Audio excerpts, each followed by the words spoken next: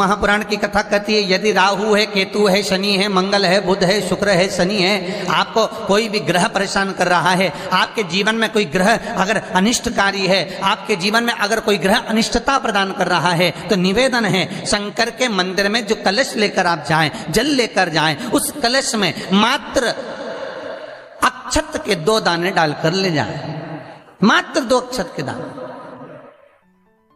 जैसे सूर्य नारायण को प्रसन्न करने के लिए अपन कुंकू डाल लेते हैं, हल्दी डाल लेते हैं जल में, या चने की दाल डाल लेते हैं जल के अंदर।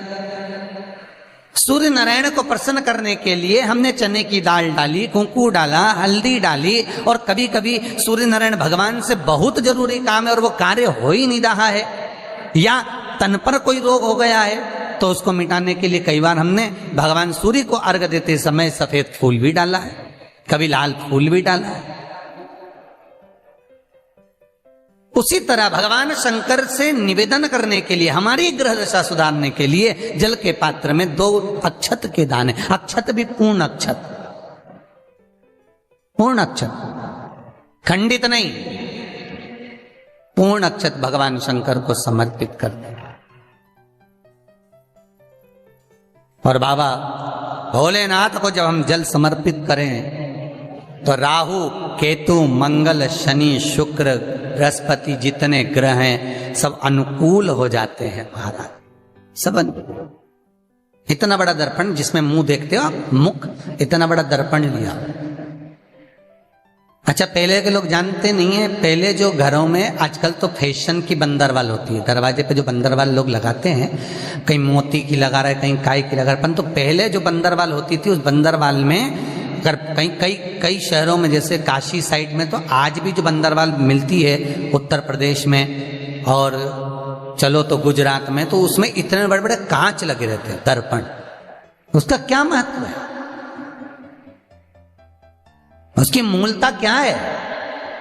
शिव महापुराण की कथा कहती है दर्पण इतना बड़ा ले लो, बंदरवाल अगर दर्पण वाली नहीं तो इतना बड़ा दर्पण लो, हनुमान जी के मंदिर में जाकर, क्योंकि हनुमान शंकर का ही अवतार है, हनुमान जी के मंदिर में जाकर हनुमान जी के उल्टे पांव का थोड़ा सा सिंदूर, चरण का थोड़ा सा सिंदूर एक कागज में लेकर आ जाइए, और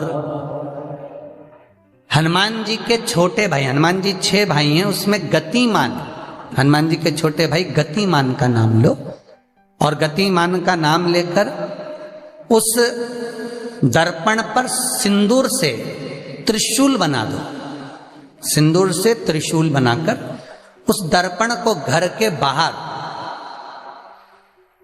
दर्पण का मुख बाहर की ओर, ऐसे बाहर की ओर मुख कर कर दर्पण को घर के बाहर या दरवाजे पर, बिल्डिंग पर, ऊपर जाली में, फ्रंट में, कहीं पर भी उसको लगा दीजिए। महाराज केवल शंकर का स्मरण कर कर, गतिमान का नाम लेकर, हनुमान के उल्टे पांव का सिंदूर का त्रिशूल बनाकर जो दर्पण को लगा देता है, आपको 1 महीने के अंदर अंतर मालूम पड़ जाएगा कि पिछले जो महीने निकले हैं उस महीने का अंदाजा लगाना कि घर में लोग कितने बीमार पड़ते थे, और इस दर्पण को लगाने के बाद बीमारी कम हुई कि नहीं हो कम तो ठंडा कर देना, क्या जा रहा है, पर करके जरूर देखना, विश्वास रख कर करोगे, भगवान शिव का अनुमोदन कर कर, भगवान शंकर पर विश्वास रख कर करोगे तो बीमारी घेर नहीं सकती। अकाल मृत्यु वो मरे जो काम करे चंडाल का, काल उसका क्या बिगाड़े जो भक्त हो महाकाल का। शंकर की आराधना करने वाला, शिव का स्मरण करने वाला, शिव का निवेदन करने वाला, शिव अर्चना में डूबने वाला, शिव का अनुमोदन करने वाला कभी दुखी नहीं हो सकता। बन सके तो बेलपत्र और समी पत्र शंकर को चढ़ाना है, 5 बेलपत्र 11 समी पत्र। बन सके 108 चावल के आखे दाने ओम नमः शिवाय जप कर शिव को समर्पित करना। महाराज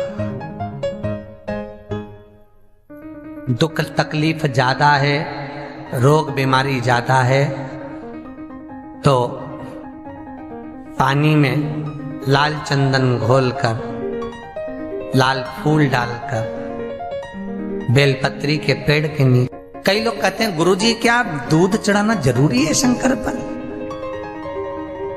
कई लोग कहते हैं गुरुजी क्या दही चढ़ाना जरूरी है शंकर पर? शहद चढ़ाना जरूरी है? घृत चढ़ाना जरूरी है? शक्कर चढ़ाना जरूरी है? शिव महापुराण की कथा कहती है 5 चीजें शंकर भगवान पर चढ़ती है। दूध अर्थात घर में लक्ष्मी की वृद्धि करता है, इसलिए चढ़ाया जाता है। दही शंकर भगवान पर इसलिए चढ़ाते हैं क्योंकि यह परिवार को जोड़ता है। जिसके परिवार में क्लेश ज्यादा होता है, जिसके परिवार में आपस में तकरार ज्यादा होता है, उसको दही जोड़ता है। शहद घर में चिड़चिड़ प्रवृत्ति को समाप्त करता है। घी रोग को समाप्त करता है। शक्कर मिष्ठान घर में यदि लक्ष्मी आकर जा रही हो तो मिष्ठान समर्पित किया जाता है। इसलिए पंचामृत स्नान का भाव शिव महापुराण कहती है। पंचामृत स्नान का भगवान, इसलिए 5 चीजें शंकर को समर्पित हैं। दूध, दही, घृत, शहद, शक्कर अर्थात मिष्ठान। शक्कर से मूलतः यहाँ शिव महापुराण में शक्कर नहीं लिखी है, मिष्ठान। अब लोग शक्कर पीस कर अभिषेक करते हैं, परंतु मिष्ठान अर्थात गाय के दूध से निर्मित कोई मिठाई, और उस मिठाई से भगवान शंकर का अभिषेक। अब लोग भले शक्कर रखने लगे शंकर जी के अभिषेक में, पर यहाँ शक्कर नहीं लिखा है, यहाँ मिष्ठान।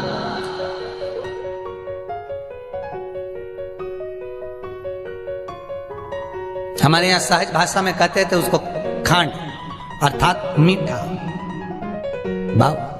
भगवान शंकर को समर्पित हो। वेद और शास्त्र कहते हैं कि भगवान का यदि कोई प्रसाद बनता है, जन्माष्टमी के समय पर आप भगवान के लिए पंजेरी बनाते हो, भगवान के लिए सुंदर हरीरा बनाते हो, लड्डू बनाते हो, तो भगवान के प्रसाद में गोंद नहीं डलती। ध्यान रखना। आपकी बहू का जापा हो, डिलीवरी हो, तो खूब बादाम गोंद सब तल तल के खिलाओ, पर भगवान का जापा हो, भगवान का जन्मदिन हो, भगवान का जन्मोत्सव हो, राम कृष्ण का जन्मोत्सव हो, तो उसमें गोंद तलकर प्रसाद में